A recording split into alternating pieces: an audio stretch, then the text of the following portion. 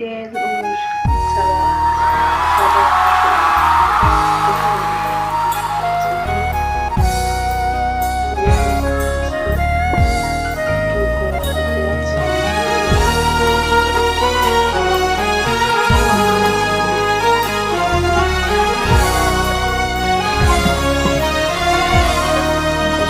দিয়ে দিই।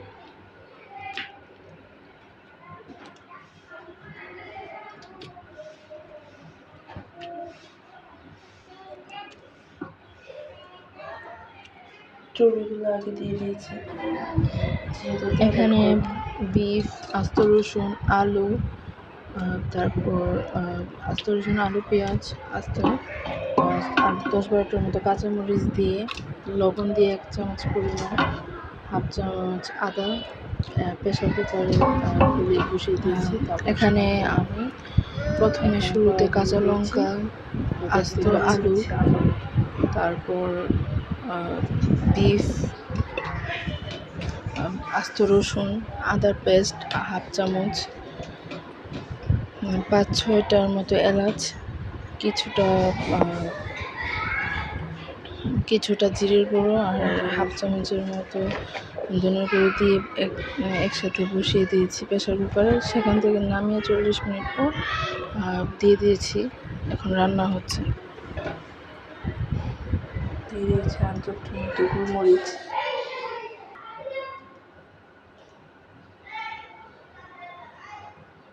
মতো আস্ত কাঁচামরিচ দিয়ে দিচ্ছি লবণ,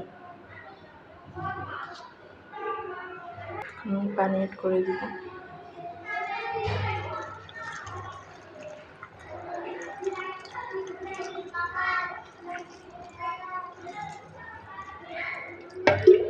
পানি করে দিয়েছি, বসিয়ে দেবে প্রেসার কুকারটা। 40 মিনিট রান্না করতে হবে। আমি একটু স্বাদ বাড়ানোর জন্য এলাচ 5-6টা, 3টা লং অ্যাড করছি, আর একটু ধনিয়া জিরা অ্যাড করছি।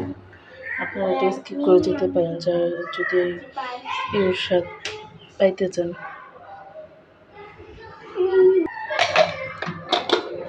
চুলায় বসিয়ে দিয়েছি 40 মিনিটের জন্য। 40 মিনিট পরে আবার দেখবো কেমন হয়।